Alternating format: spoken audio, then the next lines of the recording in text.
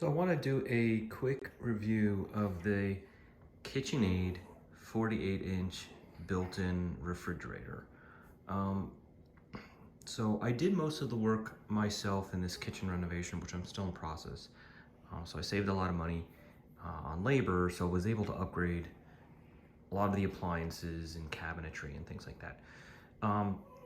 So the manufacturer does already supply an installation guide, but I think it assumes the person installing it has already done it before, or they are a professional and they understand things. Well, I'm not a professional, just a do-it-yourselfer, and I had a lot of questions that I could not find online. So I'm going to answer some of those questions and hopefully it'll help someone else. So first I'll just go over a quick review on this refrigerator and then a brief description of how I installed it in my experience. So again, this is the Kitchenaid 48-inch built-in refrigerator. So it's a refrigerator combination.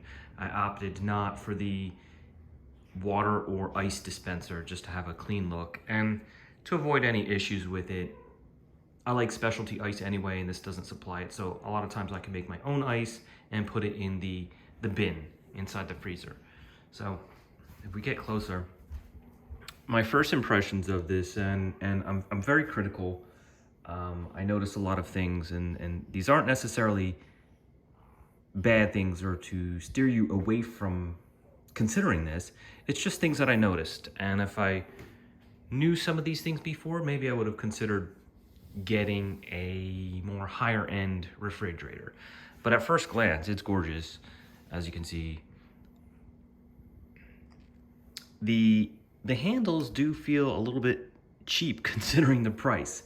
When I was looking at and comparing to some other refrigerators in, the freestanding higher end, they were, and even by KitcheNaid, they were typically more sturdy and well built, it seems. So the handles just feel a little bit like cheap, not really solid. So I want to step back, and so you see this can really hold a lot of food. I don't have much food in there, but it can hold a lot of food. One complaint here is the tray up here. There's no it's almost like two hands. You need to hold it open with one hand. Sometimes you can get it to stay up, but usually you have to hold it up and grab things. I wish there was some kind of, I don't know, something where it would just hold it up and it wouldn't slam shut. A lot of times if it slips out of your hands, it just slams. Not a big deal, but I just wish this was made a little bit better. It does come with a lot of trays, which is great, but I try and evenly space things out, leaving more room at the bottom for like a gallon of milk or something taller. But even that, normal size items, it's just very hard to put in and get out. I have a feeling though, if I were to remove one of these trays and space it out a little bit more, it might be a lot better, but then I'm gonna lose some storage space. I don't know that they could have done anything about it, but that's just how I feel.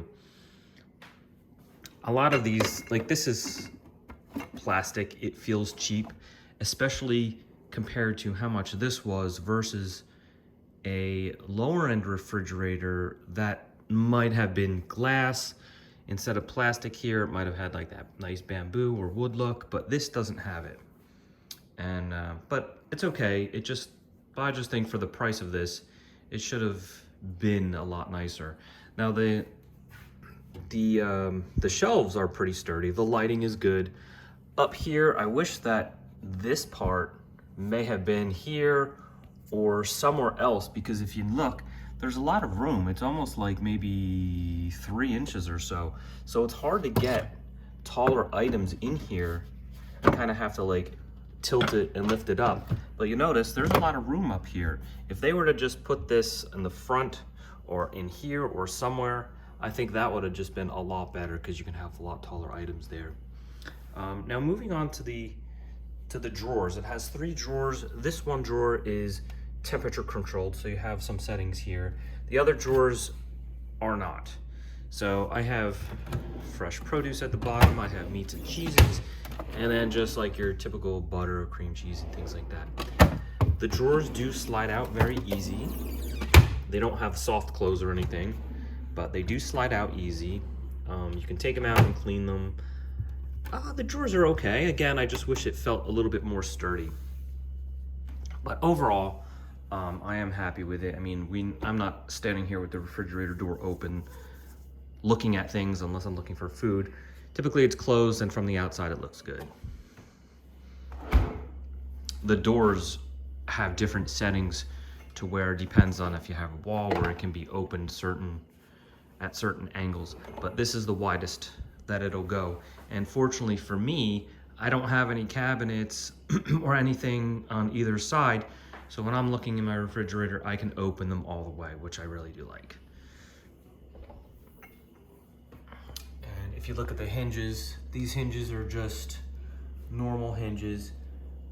There was a more expensive model, I think was a Gen Air, that had like much heavier duty hinges where the door actually, you know, you'd be able to have cabinets that practically met up to it.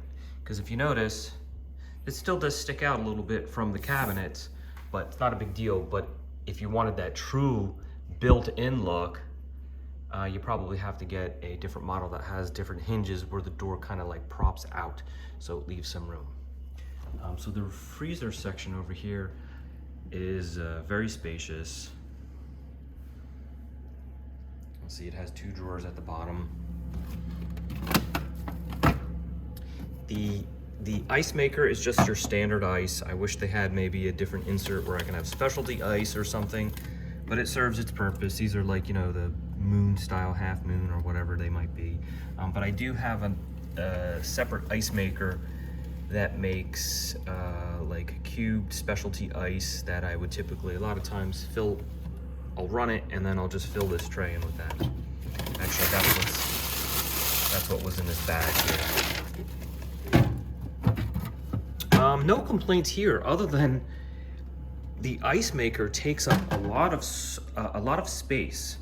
So you notice, like, when I lift up this tray, all this space is just not utilized here. So I would even have sacrificed a smaller bin if this was kind of like built, if the ice maker itself was kind of like built in, you know, so I have extra storage space, but they didn't do that. So I guess that's my only complaint with this, but it seemed to have worked out. So I'll go over a little bit of how I installed it, and then some additional things about the refrigerator installation. So if you'll notice, this is my back wall here. It's all flat, like kind of like a galley style.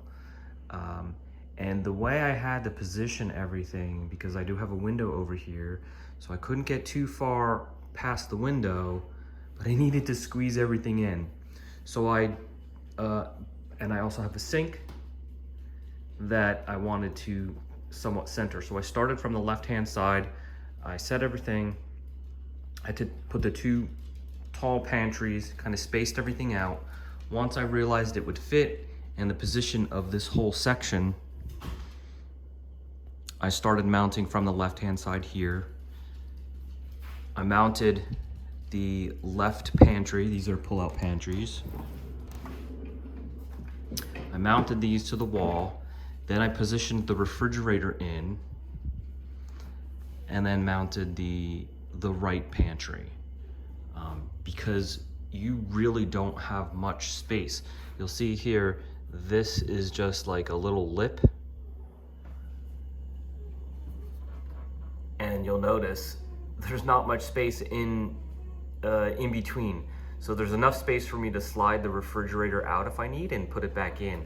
But if you mounted this like over about 1 inch or ½ an inch or something, you would see the space in between the refrigerator and the pantry. And so let me grab a step stool. So this refrigerator underneath has 4 wheels that you can push back and forth. I'm not sure if 2 of them swivel. but if they do, at least 2 of them swivel. But I don't think they do, so it just pushes back and forth. You kind of just have to manipulate it to angle it in properly. There are 4 adjustable feet that you can adjust from the front. So if I were to take this plate off, there's two I guess, I don't know, bolts or something on this side. One that adjusts the front foot, and one the rear, and the same on the other side. So you can get this perfectly level, and I think I kind of did that because the doors are quite heavy. They don't, like when you open the door, it'll kind of stay open, but they are spring loaded. So once it comes to like a certain angle, it'll just pull the door closed, and it doesn't slam. So I never had a problem with that.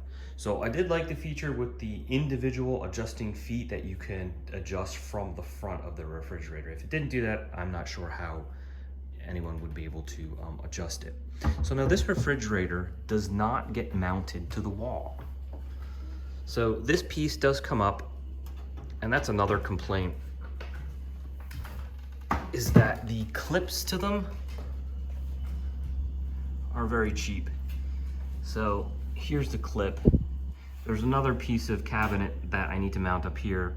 Once that's mounted, and if you ever have to get in the back of the fridge in the top, you're supposed to pull out from the bottom, but these clips are just so cheap, so they broke off, and I gotta figure out something.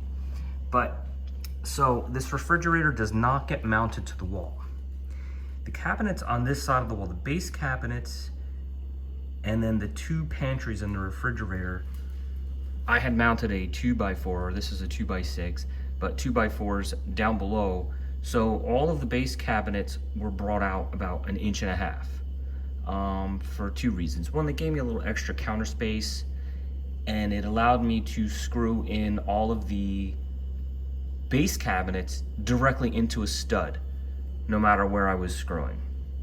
And it helped me avoid any pipes that were in the wall. I know there were some pipes, some venting pipes in the wall and things like that, so I just wanted to avoid that. So that's mounted onto the wall.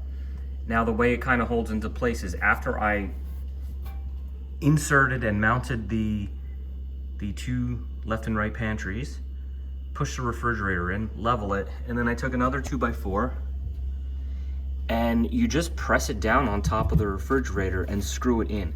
And that's kind of what holds it into place. There was some vibration over here from the top metal, so I just put in a little shim just to keep it from vibrating. But it seemed to work out. The other reason for mounting all the base cabinets, so here's the base cabinets. I had the countertops installed. Base cabinets were installed against a 2x4, which again gave me a little bit more counter space at the back, but I was also able to run the water line from the sink to the refrigerator behind the cabinets instead of having to drill through the cabinets or having to come up from the basement. And the same thing with the dishwasher. I was able to run the lines behind instead of drilling through the cabinets. It just made it easier, and that's how I installed it. So it was either this or Genair, it boiled down to. Of course there was other options, but there's so many options that I wanted everything to match. I know a lot of people say just get the best one for each appliance, but I just wanted matching appliances. So this is what I stuck with. I would do some shopping around and ask for pricing, because the MSRP online is not what I paid for this. I think it's like, well, you can check online, but it's expensive. And if you go to a store that specializes in these, ask for a price quote. And if it's what the MSRP is, go somewhere else. Because this was a lot cheaper than the MSRP. And so that's the review and install of this. I hope this helped answer some questions. I wish that I had some of these answers when I was doing some research, but this is what it is. All right, hope it helped.